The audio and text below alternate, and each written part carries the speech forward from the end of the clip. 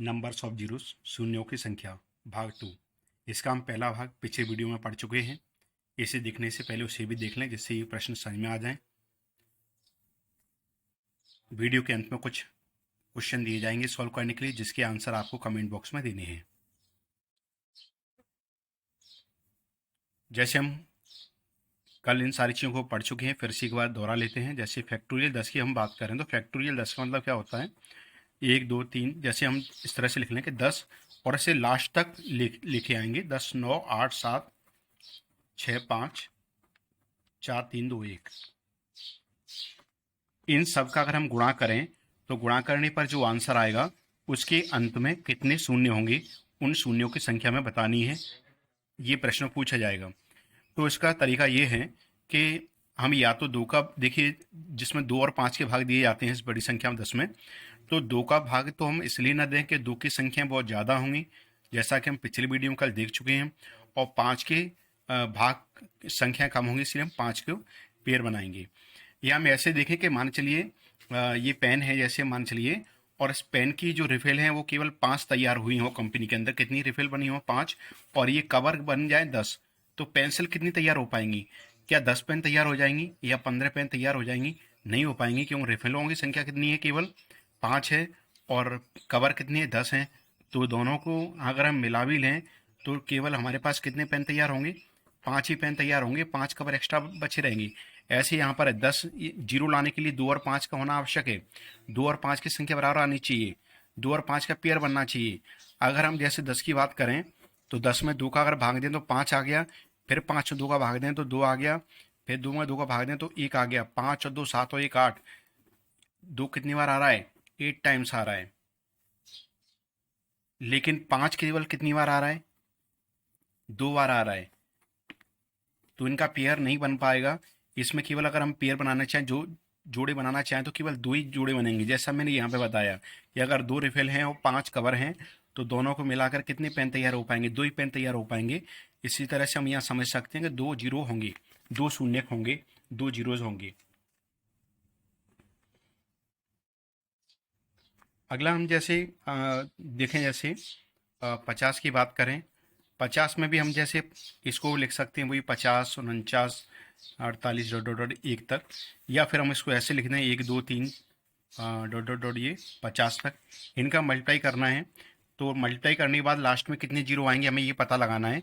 तो हम इसको ऐसे पता लगा सकते हैं, जैसे 50 में 5 का भाग दें हम 10 आएगा, फिर 10 में 5 का भाग देंगे कितना आ जाएगा? 2 आएगा। 10 और 2 का टोटल कितना हो रहा है? 12 आ रहा है, तो उसमें 12 जीरोज होंगे। क्लियर हुआ?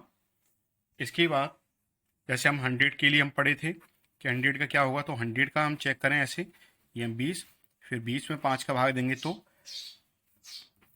4।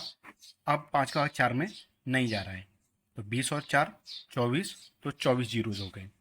अगले क्वेश्चन की हम बात करें तो जैसे कोई क्वेश्चन है 10 घात 5 प्लस 10 घात 3। इसको हम वैसे इस क्वेश्चन को हम ऐसे भी सॉल्व कर सकते हैं कि 10 की घात 5 है तो ऐसे सॉल्व करेंगे ये आ जाएगा, और 10 की घात 3 है तो उसका सॉल्व करेंगे तो ये आ जाएगा, और सबको अगर ऐड करेंगे तो ये आ जाएगा। तो इसके लास्ट में कितने जीरो हो रहे हैं? 3 जीरो हो रहे हैं। लेकिन छोटी संख्या को तो हमने ऐसे सॉल्व कर लिया, अगर संख्या बड़ी होती तो ऐसे सॉल्व करने में दिक्कतें आती। तो इस क्वेश्चन को हम ऐसे भी देख सकते हैं कि इन दोनों को, इसी क्वेश्चन को हम दोबारा से यहाँ देख लें कि 10 घात 5 प्लस 10 घात 3 है, इन दोनों में कॉमन क्या आ रहा है? तो 10 घात 3 कॉमन आ रहा है। यहाँ से 10 घात 3 कॉमन ले रहे हैं, यहाँ भी से भी ले रहे हैं। यहाँ पे क्या बचेगा? 10 घात 2 बचेगा। यहाँ 10 घात 3 कॉमन लें तो केवल क्या बचेगा? 1 बचेगा। अब यहाँ 10 की घात 3 है, यानी इसमें 3 जीरो होंगे। अब हमने कैसे, यहाँ पे 3 दिखाई दे रहा है घात में, तो यानी इसमें 3 जीरो होंगे। अगर हम इसे सॉल्व करना चाहें तो सॉल्व भी कर सकते हैं। देखिए इसमें हमने इसकी चर्चा इसलिए नहीं की क्योंकि इसमें तो कोई जीरो लास्ट में होना ही नहीं है। जैसे 10 का वर्ग करेंगे तो 100 होगा प्लस 1, यानी इसको सॉल्व करेंगे, इस ब्रैकेट के अंदर वाली संख्या हो तो 101 आ रहा है और बाहर 1000 है, तो इनका गुणा करेंगे तो इसके पीछे 3 ही जीरो आएंगे, यानी कि इस संख्या में 3 जीरो हैं।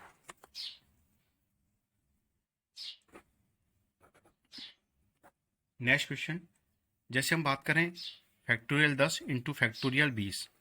फैक्टोरियल 10 और फैक्टोरियल 20 का आंसर क्या हुआ? तो पहले हम फैक्टोरियल 10 की संख्याएं देख लें कि इसके लास्ट में कितने जीरो होंगे। तो हमने ऐसे 5 का भाग दिया, 5 दूनी 10 यानी 2 जीरो होंगे। और ऐसे अगर हम 20 की बात करें तो 20 में 5 का भाग दें तो 4, यानी इसके पीछे इसके लास्ट में कितने जीरो होंगे, 4 जीरो होंगे। अगर हम टोटल जीरो की बात करें तो टोटल जीरो जो आएंगे वो कितने आएंगे, 6 आएंगे। 2 + 4 6 होंगे। अब आप सोच रहे होंगे टोटल 6 कैसे होंगे, तो वो सुनिए। जैसे हम उदाहरण के लिए इस बात को हम उदाहरण से समझ सकते हैं, उदाहरण के द्वारा। जैसे मान चलिए यहाँ कोई भी संख्या है 10 और यहाँ कोई भी संख्या है 24, ये 240 है। गुणा करेंगे तो क्या हुआ, एक का गुणा करेंगे 24 से, ये 24 और एक जीरो यहाँ, एक जीरो यहाँ, ये दोनों जीरो जुड़ गए। ये आ गया समझ में कि यहाँ ये दोनों जीरो जुड़े कैसे हैं, इंटू क्यों नहीं हुआ, समझ में आ गया ये। तो इन दोनों जीरो को जोड़ दिया। या फिर से हम एक क्वेश्चन में फिर से रिपीट कर लें इसी क्वेश्चन को। जैसे कोई क्वेश्चन ये है, हम 24 का 2 का गुणा करेंगे तो 48 हो गया। एक जीरो आ गया यहाँ। अगर एक जीरो यहाँ होता तो एक जीरो और ये बढ़ जाता। तो ऐसे ही हमने क्या किया, 10 का 10 फैक्टोरियल 10 में, यानी फैक्टोरियल 10 का मतलब क्या है, 1 से 10 तक की संख्या, यानी 10 9 8 7 6 5 4 3 2 1।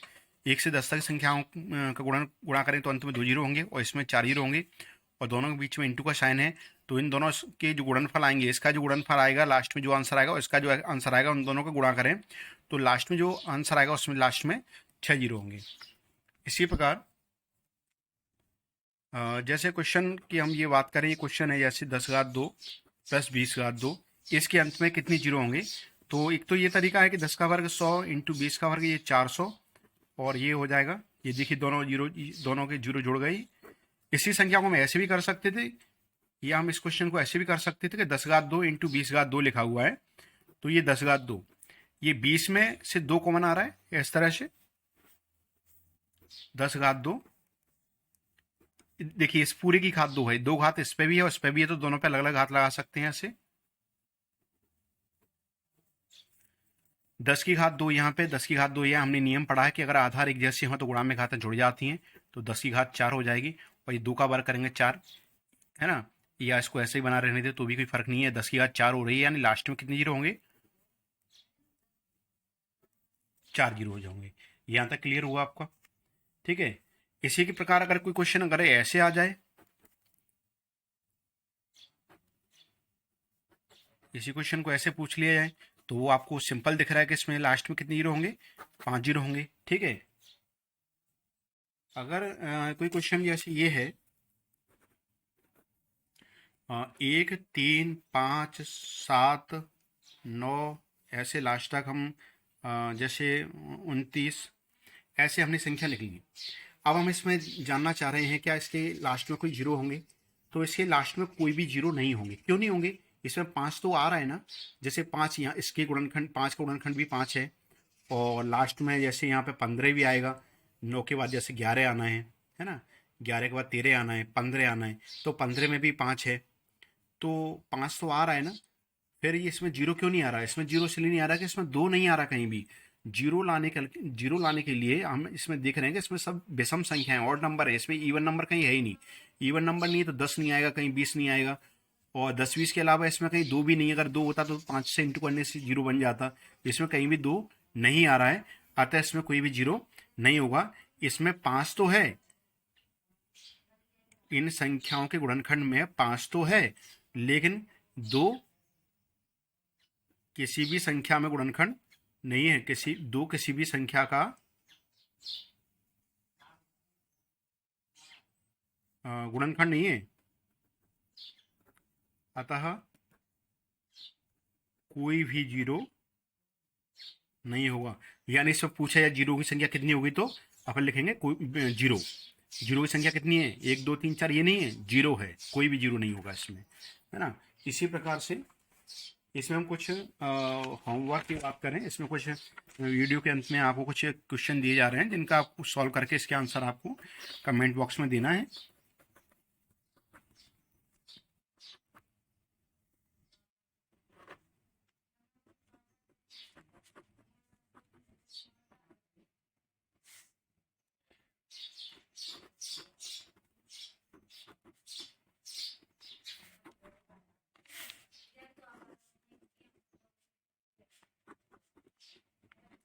इन क्वेश्चनों के आंसर आपको वीडियो में देने हैं, कमेंट बॉक्स में देना है।